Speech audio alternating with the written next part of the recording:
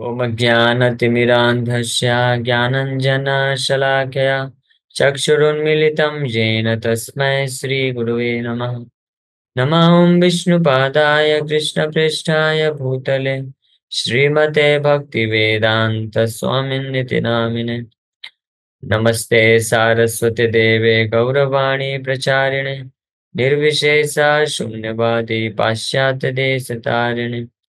नमो महावदन्याय कृष्णप्रेमप्रदायते कृष्णाय कृष्णचैतन्यनामने गौरतुसे नमः।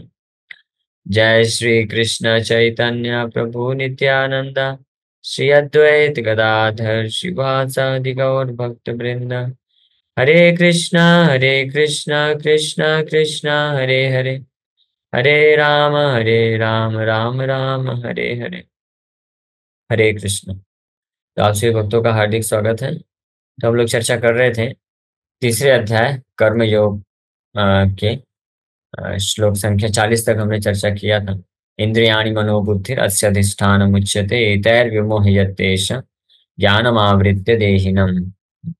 इस पे विस्तार से चर्चा किए थे कि इंद्रियां, मन और बुद्धि में काम रूपी शत्रु का निवास स्थान है, और इस प्रकार से इन तीन जगहों पे काम रूपी शत्रु निवास करते हुए जीवात्मा को मोहित कर देता है, बिविल्डर कर देता है। और बिविल्डर करने, मोहित करने का मतलब क्या है कि ज्ञानम आवृत्य देहिनम, उसके असली ज्ञान को ढक देता है। असली ज्ञान के पालन करने में, अनुशीलन करने में उसको ढक देता है। यानी आत्मा के प्रति, कृष्ण के प्रति जो स्वाभाविक रुचि है, आकर्षण है, उसको ढक करके जो इंद्रिया तृप्ति के प्रति है, वो इंद्रिया सेंस ग्रेटिफिकेशन, उसके प्रति वो आकर्षण पैदा कर देता है। जो कि श्लोक संख्या, इनफैक्ट ये 34 नंबर श्लोक पे जो हमने चर्चा किया था, अगर आपको याद होगा तो, राग द्वेष विवस्थित इंद्रियस्यार्थे senses has got natural attraction for the objects of the senses। इंद्रियां जो है, इंद्रियों के विषय वस्तु के प्रति एक स्वाभाविक आकर्षण है, ये भगवान इस श्लोक में बोले थे, राग। हाँ, तो उसका प्रश्न अगर कोई पूछेगा कि ऐसा कैसे, ये कौन कर रहा है ये, तो उसका उत्तर इस श्लोक में दिया गया है। ये कौन कर रहा है? काम है, क्रोध है, इंद्रिया, मन और बुद्धि में काम रूपी शत्रु निवास करते हुए ये कार्य करता है कि जो नेचुरल इंक्लिनेशन है, स्वाभाविक आकर्षण जो कि कृष्ण के प्रति है, उसको 180 डिग्री घुमा देता है, उल्टा कर देता है। इंद्रिय भोग के प्रति वो स्वाभाविक आकर्षण को पैदा कर देता है। तो इससे ये पता चलता है कि जितनी मात्रा में किसी व्यक्ति को इंद्रियों का भोग करने के प्रति आकर्षण है, तो हालांकि अभी की परिस्थिति में वो दुखदाई है, वो दुख देता है, और लोग परेशान होते हैं, लेकिन व्यक्ति को बल्कि खुश हो जाना चाहिए कि वास्तव में, एक्चुअली में, जब ये वास्तविक स्वरूप में होगा तो इतनी मात्रा में कृष्ण के प्रति आकर्षण है, कृष्ण के प्रति प्रेम है, सेवा का भाव है। बस इसको जो काम रूपी शत्रु उसने अभी चेंज कर दिया है इसकी गति को। इसलिए ये डिस्टर्बिंग है। तो इसलिए इसके ऊपर विजय प्राप्त करना बहुत जरूरी है। तो इसलिए भगवान यहाँ पे बता रहे हैं। अब भगवान 41 नंबर, 42 नंबर और 43 नंबर, इन तीन श्लोकों में सोल्यूशन बता रहे हैं शॉर्ट में। हाँ, शॉर्ट में ब्रीफली सोल्यूशन बता रहे हैं कि कैसे इस काम रूपी शत्रु के ऊपर विजय प्राप्त किया जा सकता है। फिर इसका विस्तार और आगे आने वाले अध्याय में किया जाएगा। तो 41 नंबर श्लोक में भगवान बोल रहे हैं, तस्मात् त्वम इंद्रियाणि आदौ नियम्य भरतर्षभा पापमानं प्रजह्येनं ज्ञान विज्ञान नाशनम। हे अर्जुन, ज्ञान विज्ञान नाशन, therefore O Arjuna, best of the Bharatas, in the very beginning curb this great symbol of sin, lust, by regulating the senses, and slay this destroyer of knowledge and self-realization। पाप मानम प्रजहि एनम, पाप मानम मतलब the great symbol of sin, पाप का स्वरूप, यानी पाप का मूर्तिमान रूप, ये काम, प्रजहि मतलब इसको कर्व करो, इसको दबाओ। यहाँ पे भगवान बोल रहे हैं दबाने के लिए बोल रहे हैं, क्योंकि पिछले श्लोक में ऑलरेडी भगवान बोल दिए, ये नित्य वैरी ना है, इसको आप नष्ट नहीं कर सकते हो, इसको नष्ट नहीं किया जा सकता। इसलिए इसको पहले क्या करना, तस्मात इंद्रियाणी आदव, आदव मतलब इन द बिगनिंग, यानी शुरू की अवस्था, यानी अभी की अवस्था हमारी जो है, हम भगवान के प्रति भक्ति करने का प्रयास कर रहे हैं, साधना भक्ति कर रहे हैं। तो जब तक कृष्ण के प्रति प्रेम पूरी तरह से जागृत नहीं हो जाता है, प्रेम और भक्ति के स्तर पे कोई नहीं पहुंच जाता है, तब तक ये जो यही प्रेम है ये अभी काम रूपी शत्रु के रूप में निवास कर रहा है। तो जब तक ये ऐसी स्थिति में है, तब तक उसको दबा के रखो। कर्व दिस प्रजहि, curb this great symbol of sin, जो कि अगर नहीं करोगे तो एनम ज्ञान विज्ञान नाशनम, ये तुम्हारे ज्ञान को भी नष्ट कर देगा और विज्ञान को भी नष्ट कर देगा। ज्ञान का मतलब तो हो गया कि अपने बारे में पहचान होना कि मैं कौन हूँ, भगवान कौन है, मैं ये शरीर नहीं आत्मा हूँ, ये भौतिक जगत क्या है, भगवान कौन है, इसको बोलते हैं ज्ञान। और विज्ञान मतलब कि इस ज्ञान पे स्थित होकर के जो भी हम कार्य कर रहे हैं प्रैक्टिकल तरीके से, जैसे पहले भक्त लोग जो हैं जुड़ते हैं, वो पढ़ते हैं, गीता पढ़ते हैं, भागवत पढ़ते हैं, समझते हैं, ज्ञान अर्जन करते हैं, जानते हैं कि मैं जीवन स्वरूप कृष्ण रे नित्य दास, मैं भगवान का नित्य दास हूँ। और फिर इसके बाद वो फिर माला जप करना चालू करते हैं कि अब अगर मैं कृष्ण का दास हूँ, कृष्ण का भक्ति फिर करना चाहिए, भौतिक जगत से छुटकारा प्राप्त करने के लिए भगवान के नाम का जप करना चाहिए, सेवा करना चाहिए। तो ये विज्ञान है, यानी उसको प्रैक्टिकली अप्लाई करके अभी कर भी रहे हैं। तो ये जो पाप मानम, ये जो है the great symbol of sin, काम, दिस लस्ट, ये ज्ञान और विज्ञान दोनों को नष्ट कर सकता है। यानी व्यक्ति अगर इसको कर्म नहीं किया, प्रैक्टिस तो कर रहा है, भक्ति का अभ्यास तो कर रहा है, साधना भक्ति तो कर रहा है।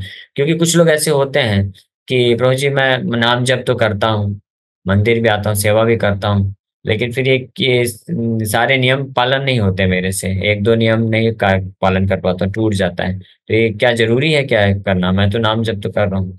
तो इसके लिए भगवान यहाँ पे बोल रहे हैं जरूरी है, क्योंकि अगर ये नहीं करेंगे तो ये जो पाप मानव है, the great symbol of sin, lust, ये व्यक्ति को फोर्स करेगा और उसको भगवान की भक्ति से दूर भगा देगा, क्योंकि उसके ज्ञान और विज्ञान को नष्ट कर देगा। इसलिए इसको कर्व करके रखना जरूरी है। तो प्रज ही एनम, तो ये जो श्लोक है इसका अगर अर्थ सार रूप में समझा जाए तो यहाँ पे भगवान बोल रहे हैं नियम में भरतर्षभ, रेगुलेट करने के लिए, यानी चार नियम को स्ट्रिक्टली पालन करने के लिए यहाँ पे बोला जा रहा है। ये जो चार नियम बताए गए, no meat eating, no illicit sex, no gambling, no intoxication. तो ये भगवान का इंस्ट्रक्शन है कि अगर कोई इस काम रूपी शत्रु से पूरी तरह से मुक्त होना चाहता है तो स्टार्ट यहाँ से करना पड़ेगा उसको, यहाँ से स्टार्ट करेगा। जैसे कोई बीमार व्यक्ति है, बहुत भयानक उसको बीमारी है, कोई डिजीज है, तो स्टार्ट कैसे करते हैं, डॉक्टर सबसे पहले उसको वो चीज करने के लिए या खाने के लिए मना कर देगा जिससे वो बीमारी बढ़ सकती है। तो सबसे पहले तो वो बोलेगा करने के लिए कि उसको पहले खत्म करो, और फिर साथ में जो है इलाज भी करता रहेगा, उसको जो ट्रीटमेंट है वो भी देता रहेगा। हाँ, तो साइमल्टेनियसली दोनों चीज चलता है। हाँ, जैसे कहीं पे आग लग जाती है ना, तो जो फायर ब्रिगेड वाले आते हैं तो पहले वो ढूंढते हैं, वो जो आग लगी हुई है उसको तो बुझाना ही है, उसमें कोई डाउट नहीं है, उधर तो बुझाने का प्रयास करते हैं। लेकिन साथ ही साथ में सबसे पहले वो ढूंढते हैं कि आग निकल कहाँ से रही है, कहाँ से, इसका स्रोत, सोर्स कहाँ पे है। वो सोर्स को पहले हटाना है, बंद करना है, नहीं तो फिर दिक्कत हो जाएगा। कोई बहुत बड़ी जहाज है, उसमें पानी भर रहा है, हाँ? तो पानी को तो निकालना है बाहर, लेकिन अगर कोई केवल पानी ही बस निकालने में लगा रहेगा तो सक्सेसफुल नहीं होगा। उसको ढूंढना पड़ेगा कि पानी अंदर कहाँ से आ रहा है, तो वहां पे जाकर के पहले उसको बंद करना पड़ेगा।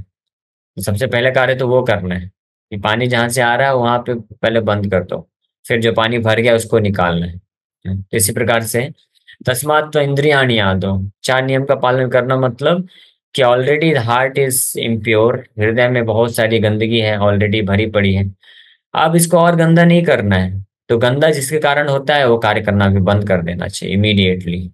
हाँ, जिस प्रकार से जो पेशेंट है उसको बहुत भयानक डिजीज हो गई है, जैसे किसी को बहुत बहुत भयानक डायबिटीज हो चुका है, तो डायबिटीज को कंट्रोल करने के लिए दवाई तो लेना है, वो तो बाद में, लेकिन पहले अभी स्वीट खाना बंद करो, सबसे पहला इंस्ट्रक्शन डॉक्टर बोल देगा इमीडिएटली। किसी का लिवर खराब हो गया है खूब शराब पीने के कारण, अभी उसकी ऐसी स्थिति हो गई है कि वो मर सकता है कभी भी, तो डॉक्टर सबसे पहले क्या बोलता है, बोलता है कि अब आप एक बूंद को शराब नहीं पी सकते, एक बूंद शराब पीना तो दूर की बात है, आप शराब को सूंघना भी नहीं।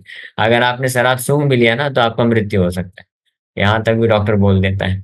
और फिर बाद में इलाज तो करता ही है, इलाज तो मैं करूंगा, लेकिन आप एक बूंद भी शराब नहीं पी सकते हो। अगर आप एक भी बूंद शराब पिए तो फिर कोई गारंटी नहीं है, मेरी दवाई, आप कितना भी दवाई करा लो मैं गारंटी नहीं दे सकता हूँ। तो उसी प्रकार से ये एक बहुत महत्वपूर्ण चीज है। नियम्य जो सर शब्द आया है, नियम्य मतलब रेगुलेशन करना, रेगुलेट करना इंद्रियों को। रेगुलेट करने का मतलब क्या होता है कि ये जो सेंसेस हैं वो सेंस ग्रेटिफिकेशन उसको चाहिए। हाँ, बिना सेंस ग्रेटिफिकेशन के सेंसेस इंद्रिय इंद्र तृप्ति के बिना नहीं रह सकते हैं अभी की अवस्था में, क्योंकि बहुत ही तीव्र मात्रा में स्वाभाविक आकर्षण बना हुआ है। तो रेगुलेशन का मतलब होता है कि केवल उस प्रकार के सेंस ग्रेटिफिकेशन को अलाउ किया जाता है कि आपको केवल उस प्रकार के इंद्र तृप्ति कर सकते हैं जो आपके स्पिरिचुअल लाइफ के लिए बाधक नहीं है, ऑब्स्टेकल क्रिएट नहीं करते हैं। तो वो अलाउड है। या रेगुलेशन का एक और मतलब है कि इसको कृष्णा कॉन्शियस वे में कर सकते हैं, कृष्णा कॉन्शियस से डोवर्टेल करते हुए कर सकते हैं। जैसे उदाहरण के लिए किसी को बहुत कुछ ये चटपटा खाने का हमेशा इच्छा रहता है, टंग है, जीभ है। अम, हर प्रकार की इंद्रियों में बाकी इंद्रियों को कोई कंट्रोल कर सकता है, लेकिन ये जीभ ऐसी इंद्रिय है जिसको कोई कंट्रोल नहीं कर सकता है। इसलिए केवल जीभ के लिए ही ऐसा कोई भी नियम नहीं है कि नहीं खाना है जीभ के लिए। तो इसलिए लेकिन रेगुलेट करना जरूरी है। अगर रेगुलेट नहीं करेंगे तो ये जीभ जो है इतनी अनकंट्रोल हो जाएगी कि व्यक्ति को फिर फोर्स करेगी अन्य इंद्रियों के द्वारा भी भोग करने के लिए। ये जीभ के द्वारा ही सारी अन्य बाकी भी इंद्रियां जो है नियंत्रित होती है।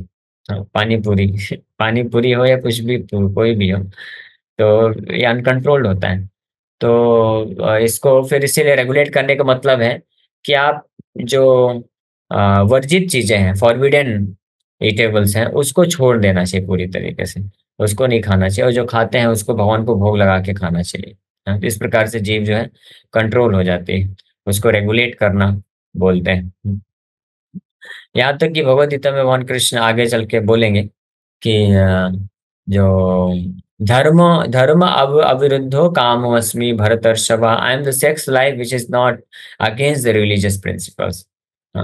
यानी स्त्री पुरुष का संग अगर भी है, अगर वो कोई करता है धर्म के अनुसार, जिसको विवाह संस्कार बोला जाता है, और भगवान के लिए, भगवान कृष्णा कॉन्शियस चिल्ड्रन प्रोड्यूस करने के लिए, तो वो भी उसके जीवन में फिर ऑब्स्टेकल क्रिएट नहीं करता, अवरोध पैदा नहीं करता, तो उसको भी रेगुलेशन की कैटेगरी में रखा जाता है, उसको भी रेगुलेट करना बोला जाता है। तो इस प्रकार से ये रेगुलेशन एक बहुत इंपॉर्टेंट है। और ये रेगुलेशन स्टार्ट होता है इंद्रियों से, क्योंकि पिछले श्लोक में भगवान बताए इंद्रिया, मन और बुद्धि, ये तीनों में लस्ट है, काम रूपी शत्रु का निवास स्थान है। लेकिन बुद्धि का जो काम वासना है वो तो अभी हम समझ भी नहीं पाते कई बार, तो उसको उसको हटाना तो इम्पॉसिबल है अभी। अब मन में जो काम रूपी शत्रु का निवास स्थान है उसमें भी कोई कंट्रोल नहीं है खास, क्योंकि मन और बुद्धि बहुत ही सूक्ष्म तत्व है, तो इसमें से काम को हटा पाना बहुत कठिन है। इसमें कर नहीं सकते। लेकिन ये जो मन और बुद्धि में जो काम रूपी शत्रु बैठा हुआ है, ये एक्ट करता है, कार्य करता है इंद्रियों के माध्यम से। इसलिए इंद्रियों को रेगुलेट करके ये कार्य किया जा सकता है। इसलिए भगवान बोल रहे हैं कि आदौ मतलब शुरू में, सबसे पहले इंद्रियाणी, नियम्य इंद्रियाणी, regulate the senses, don't let the senses go astray. अपने मन मन अनुसार, यानी मन के अनुसार, मन के आदेशानुसार इंद्रियां अपने किसी भी तरीके से कहीं भी चले जाएं, उसको जाने मत दो, उसको रेगुलेट करो। और उतना ही चीजें देना चाहिए जो कि बेयर नेसेसिटीज हैं, या जो कि अलाउड है कृष्णा कॉन्शियसनेस में, वो हम दे सकते हैं। किसी को बहुत खाने की तीव्र इच्छा है, अन्य अन्य बहुत सारी चीजें, तो आप बनाइए, बहुत अच्छे से पकवान बनाइए, भगवान को भोग लगाइए, प्रसाद खाइए। फिर धीरे धीरे इस प्रकार से मन का प्रसाद खाने से जीवा कंट्रोल होती है। फिर अपने आप उसको जो है संसार के जो ये सब जो खाने की चीजें हैं, इससे उसको उदासीनता आ जाएगी, एक डिटैचमेंट आ जाएगा। फिर वो केवल जो है जीने के लिए मात्र खाएगा, उतना ही चीज, उतना ही खाएगा जिससे शरीर को स्वस्थ रख सके, एनर्जेटिक रख सके, ताकि भगवान का भक्ति किया जा सके। लेकिन शुरुआत में तो जरूरत पड़ती है, इसलिए हम लोग जब प्रोग्राम्स करते हैं, नए नए लोगों को इनवाइट करते हैं, तो अच्छा अच्छा बना के खिलाते हैं, खिलाओ इनको अच्छे से। पालक पनीर खिलाओ, पूरी सब्जी, और स्वीट राइस, रसगुल्ला, रसमलाई, अच्छा अच्छा फेस्ट होता है, खूब खिलाते हैं, क्योंकि भगवान को भोग लगा के अच्छा प्रसाद खिलाते हैं। फिर जब वो धीरे धीरे भक्त बन जाते हैं तो अपने आप फिर उनको डिटैचमेंट आने लग जाता है, और वो केवल वही चीज खाते हैं, और फिर शरीर भी धीरे धीरे उनको समझ में आता है कि ये मेरे शरीर के लिए उचित नहीं है। अगर मैं ये सब चीजें खाऊंगा, भले ही प्रसाद है, तो मेरा सर मैं जो है फिर ज्यादा नींद आएगी, फिर मैं अच्छे से जप नहीं कर पाऊंगा, सेवा नहीं कर पाऊंगा, ये है। तो फिर धीरे जाओ फिर बीमार भी पड़ जाता है शरीर। तो इस प्रकार से धीरे धीरे ये दोनों चीज से, एक तरफ ज्ञान और भक्ति करने से, और तो साथ ही साथ में शरीर के ऊपर जो गलत प्रभाव पड़ता है ये बहुत सारी चीजें मिक्स करके खाने से, चटपटा बहुत मीठा ये सब खाने से, तो इससे फिर वो दोनों के प्रभाव से उसको डिटैचमेंट आने लग जाता है। और दूसरी ओर भगवान की भक्ति भी करता है तो एक हायर टेस्ट मिलता है, भगवान का सेवा करने से, नाम जप करने से, भगवान का श्रवण करने से हायर टेस्ट विकसित होता है, तो ऐसे भी डिटैच होने लग जाता है। ये जीवा के लिए, इसी प्रकार के बाकी सभी इंद्रियों के लिए भी है। हाँ, ये आंखों से देखने के लिए, कान से सुनने के लिए, भक्ति में आने के पहले सब लोग ज्यादा प्रैक्टिकली एवरीवन, हर कोई जो है फिल्मी सॉन्ग्स और अलग अलग प्रकार की म्यूजिक सुनना पसंद करते हैं। हाँ, लेकिन ये उसको रेगुलेट करना चाहिए। ये रेगुलेट करना चाहिए मतलब कृष्णा कॉन्शियस चीज ही सुनेंगे, तो उसको कीर्तन से रिप्लेस कर सकते हैं। मूवी देखने का टेंडेंसी है तो कृष्णा कॉन्शियस मूवीज देख सकते हैं। तो इस तरह से इसको बोलते हैं रेगुलेशन। तो इस प्रकार से रेगुलेट करने से, इंद्रियों से शुरुआत करके ये कार्य किया जा सकता है। इसका एक उदाहरण आप उससे भी समझ सकते हैं, जब चाणक्य पंडित इंद्रगुप्त चंद्रगुप्त मौर्य, इंद्रद्युम्न महाराज एक अलग हुए, चंद्रगुप्त मौर्य को राजा बनाए, और जब अटैक करवाना था तो उन्होंने वो उदाहरण दे करके कि राइस का ढेर है, गरम गरम राइस है, और खाने को बोला तो पहले बीच में सेंटर में हाथ डाल दिया तो हाथ जल गया। तो समझाया कि नहीं, आप किनारे से, उसके सरकमफेरेंस से थोड़ा थोड़ा राइस निकाल के खाओ, वैसे खाएंगे तो पूरा राइस आप खत्म कर सकते हो। तो वैसे ही जो शत्रु को अटैक करना है तो डायरेक्ट राजधानी में अटैक मत करो, उसके आसपास के पहले टेरिटरी को जीतते जाओ, उसको जीतते जीतते जीतते जीतते आप बीच में जा करके उसको भी जीत सकते हो। तो इसी प्रकार से मन बुद्धि में जो काम रूपी शत्रु बैठा हुआ है वो बहुत पावरफुल है वहां पे। तो कुछ लोग होते हैं डायरेक्ट जो है उधर अटैक करते हैं, उधर से कंट्रोल करना चाहते हैं, लेकिन वो पॉसिबल नहीं हो पाता है। इसलिए बेस्ट तरीका है कि इंद्रियों के माध्यम से पहले उसको कंट्रोल किया जाए। इसको यहाँ पे रेगुलेशन बोला गया है, और नियम्य। और ये रेगुलेशन को ही भगवान इस पूरे थर्ड चैप्टर में बोले हैं, इसी को कर्मयोग बोलते हैं। कर्मयोग का पर्पस भी यही है, कर्मयोग का मतलब भी यही है कि रेगुलेटेड वे में इंद्रियों को इस प्रकार से नियोजित करना, कार्य करना with the objects of the senses, कि वो भगवान कृष्ण से कनेक्ट कर किया जा सके। तो जो ऐसे एक्टिविटीज या ऐसे sense gratification which can not be connected to Krishna, जो भगवान कृष्ण से कनेक्ट नहीं किए जा सकते, यानी जो कृष्ण के आदेश के विरोध में है, उसको त्यागना चाहिए, और जिस जो कनेक्ट कर सकते हैं उसको स्वीकार कर सकते हैं और आगे बढ़ सकते हैं धीरे धीरे। वो इस तरह से यहाँ पे हम बताएं। तो प्रभा जी तात्पर्य, the lord advise Arjuna to regulate the senses from the very beginning so that he could curb the greatest sinful enemy lust, which destroys the urge for self-realization and specific knowledge of the self. Jnana refers to the knowledge of the self, knowledge of self as distinguished from non-self, और in other words, knowledge that the spirit soul is not the body. इसको ज्ञान बोलते हैं। हाँ, ज्ञान का मतलब ये समझना कि मैं ये शरीर नहीं, आत्मा हूँ। अविज्ञान refers to the specific knowledge of the spirit soul's constitutional position and his relationship to the supreme soul. It is explained thus in the Srimad Bhagavatam. विज्ञान बोलते, विज्ञान का दो अर्थ हैं।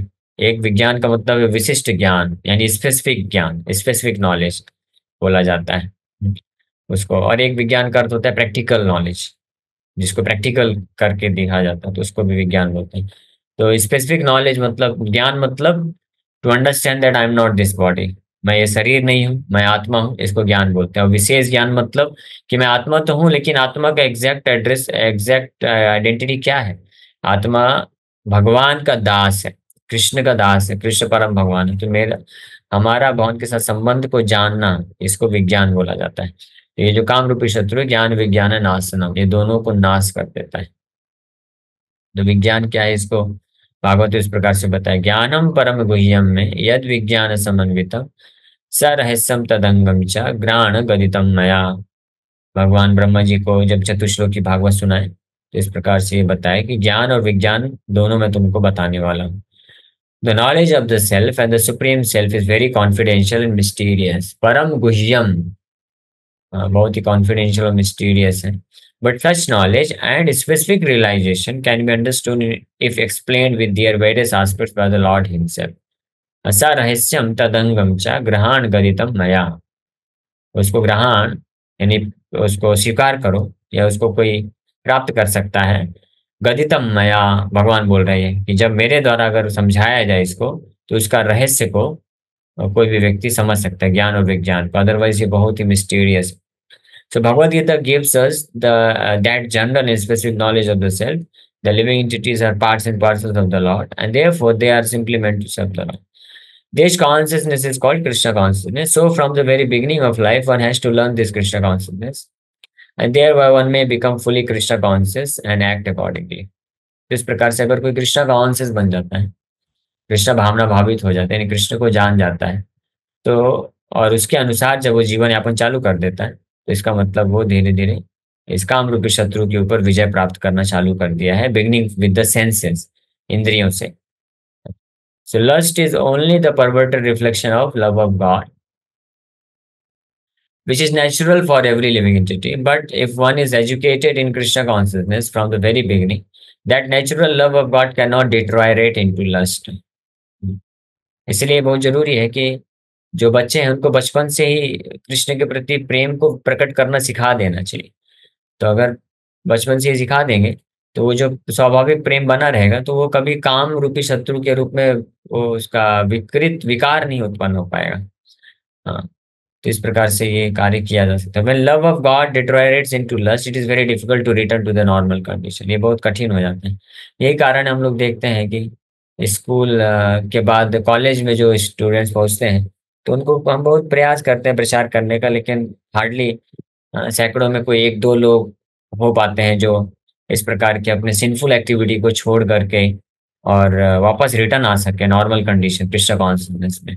क्योंकि एक बार अगर विकृत हो गया, विकार आ गया, जो कृष्ण के प्रति जो प्रेम है वो लस्ट में कन्वर्ट हो गया, तो बहुत डिफिकल्ट हो जाता है। ये हमने देखा भी है। कॉलेज के स्टूडेंट्स को कन्वर्ट करना डिफिकल्ट है, स्कूल के स्टूडेंट्स थोड़ा इजिली वो एक्सेप्ट कर पाते हैं। और लेकिन वो उनमें भी आज के समय में मीडिया के प्रभाव से हालांकि स्कूल के स्टूडेंट्स भी काफ़ी बिगड़ते जा रहे हैं। ये भी एक चैलेंज हो गया है। तो एक भक्त ने ये पूरा रिसर्च ही किया था।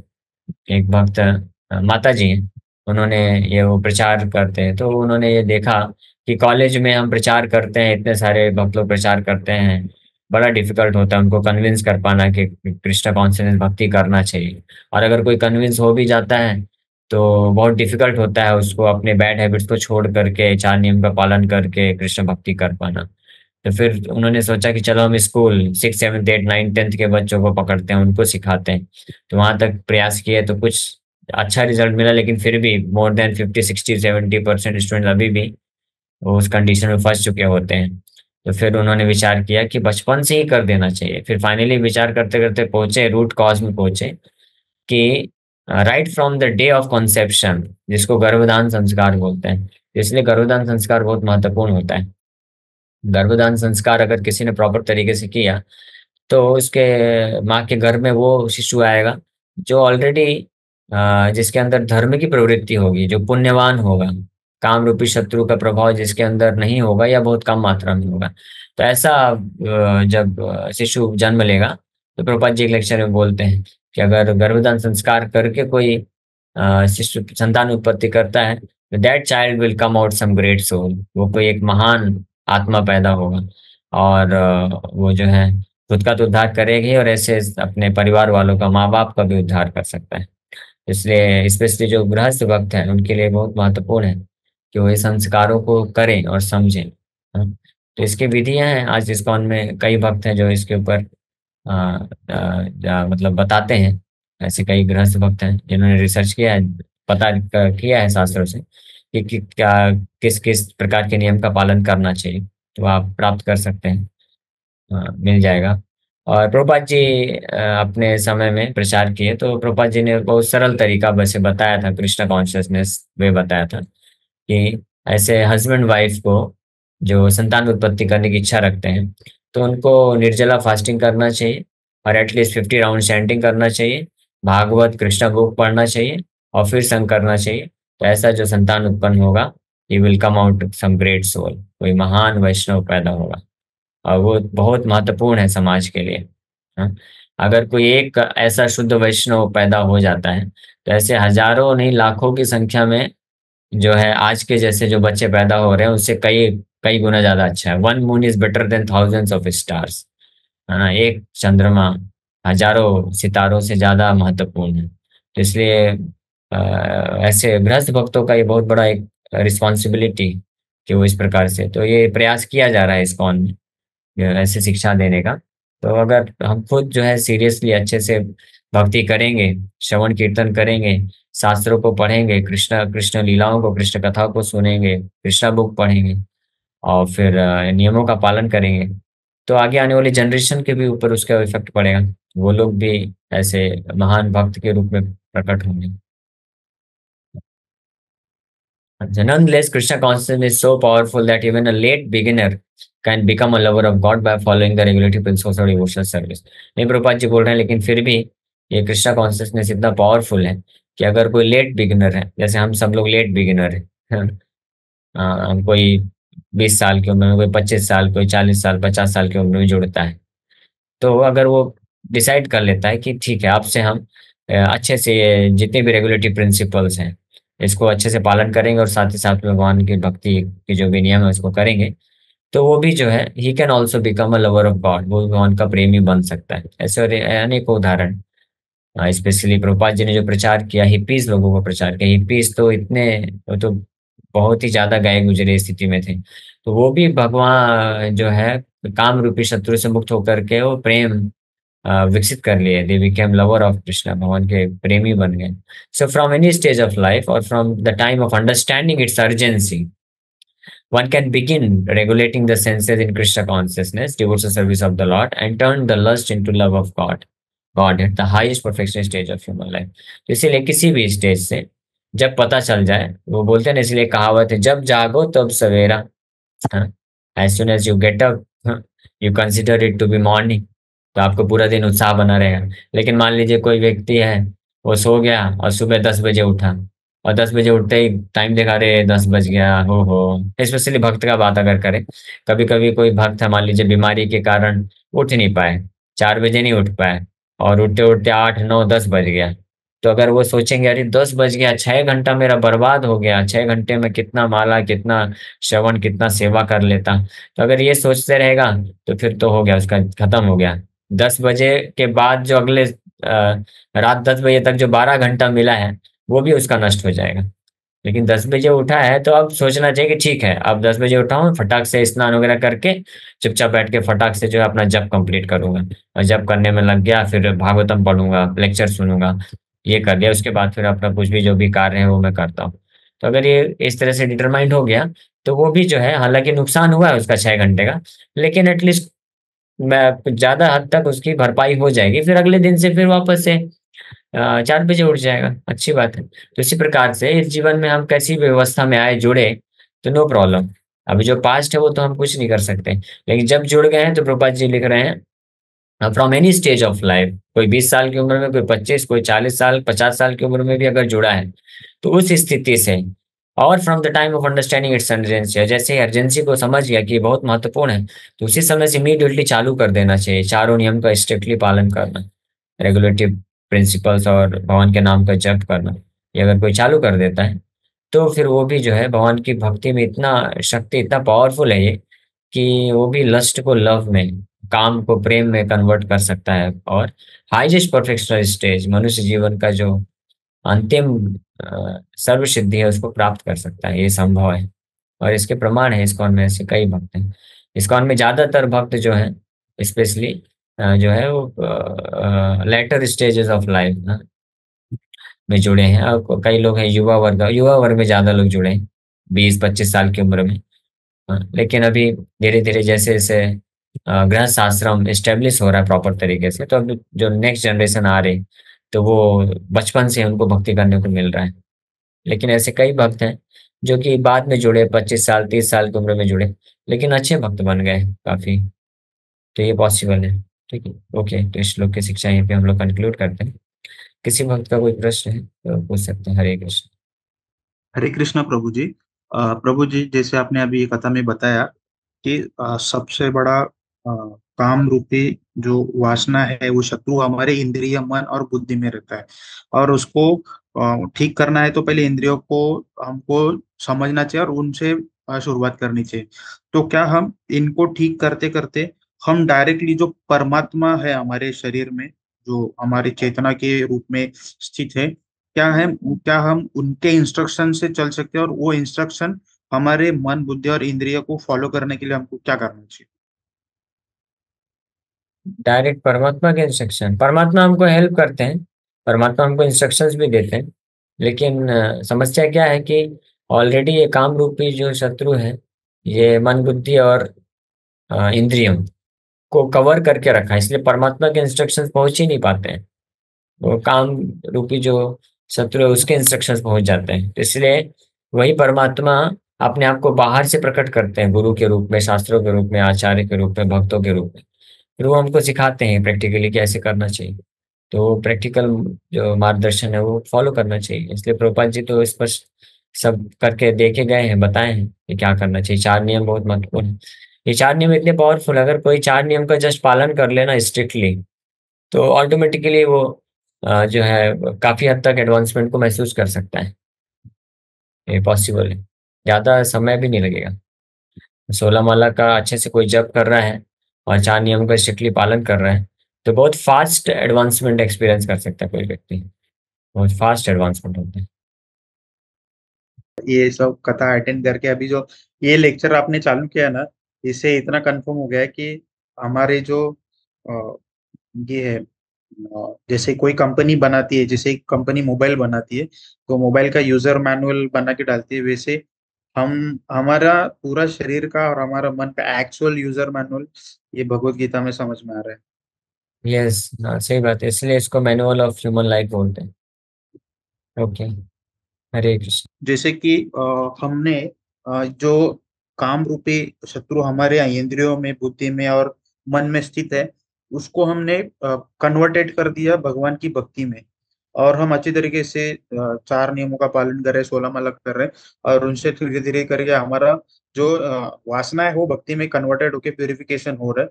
तो उसके बाद क्या परमात्मा के जो इंस्ट्रक्शंस है हम वो डायरेक्टली समझ सकते हैं और फॉलो कर सकते हैं प्रभु जी? हाँ, समय लगेगा, मतलब जितनी मात्रा में हृदय शुद्ध होता जाता है ना, उतनी मात्रा में भगवान जो हृदय से हमको इंस्ट्रक्शन देते हैं, परमात्मा के इंस्ट्रक्शंस को हम लोग प्राप्त कर सकते हैं, है ना। तो इसलिए ये हम करते रहना चाहिए। धीरे धीरे हृदय शुद्धिकरण होने पे आप खुद ही समझ जाएंगे। ठीक है, भगवान का क्या इंस्ट्रक्शन। ओके। प्रभु जी, पंचांग प्रणाम।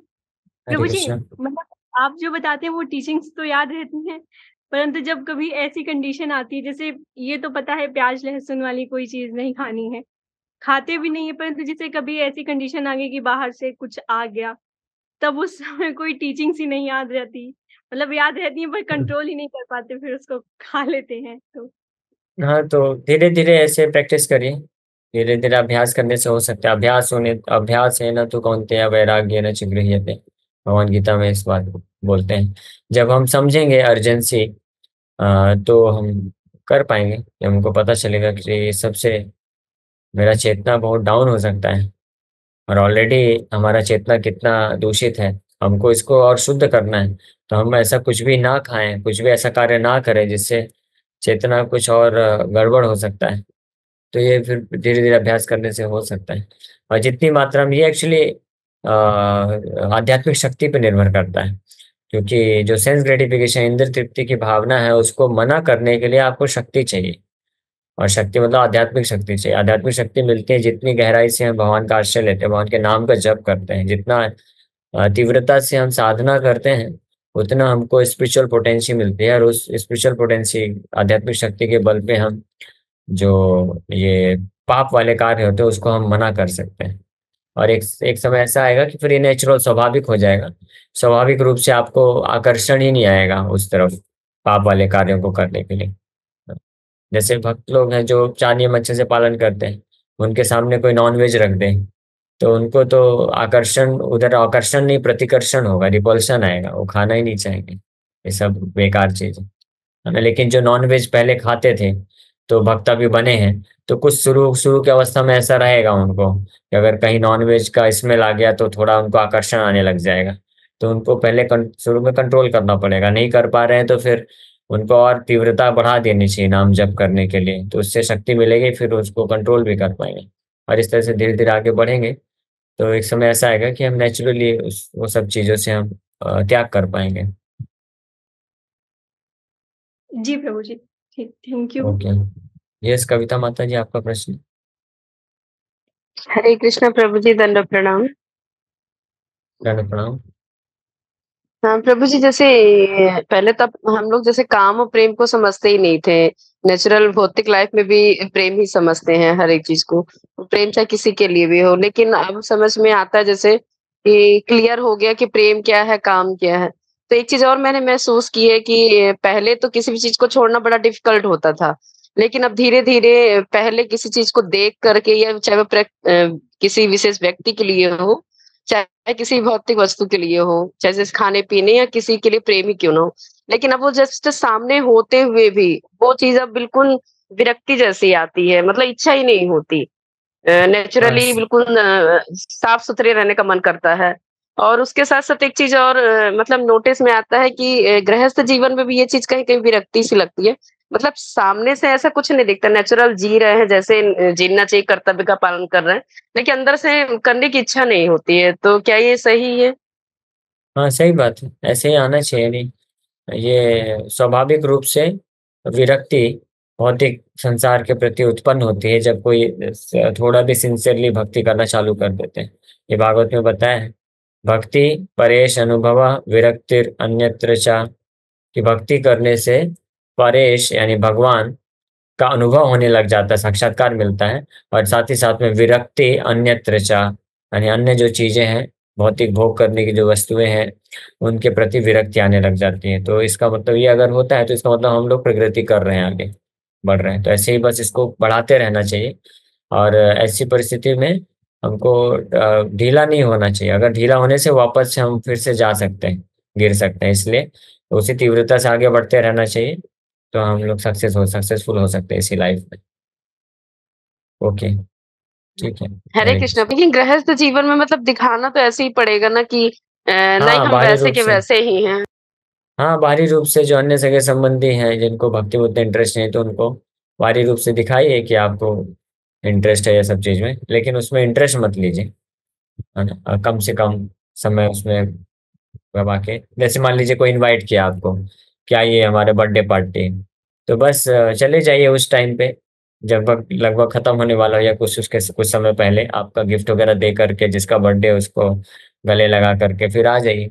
लेकिन अगर भक्तों की बर्थडे पार्टी है तो उसमें जा भी सकते हैं, क्योंकि उसमें कीर्तन होगा, कथा होगा, तो वो तो कृष्ण कॉन्शियस हो गया, तो वो कोई गलत नहीं है।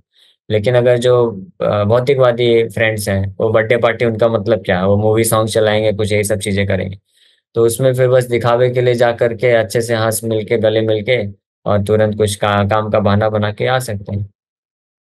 जैसे वो भी माइंड नहीं करेंगे और आपका भी काम हो जाएगा। ऑफिस की पार्टीज होती हैं जैसे, ये सब अवॉइड किया जा सकता है। हरे कृष्णा प्रभु जी।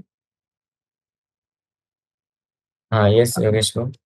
प्रभु जी एक्चुअली जैसे आप बता रहे हो ना, बट एक्चुअली हम कभी ऐसे मतलब जाते भी है तो लोगों का देखने का नजरिया भी थोड़ा सा चेंज हो जाता है कि यार ये मतलब ये भक्ति कर रहा है, फिर ये हमारे पास तो कैसे आया, मतलब चलेगा, साथ।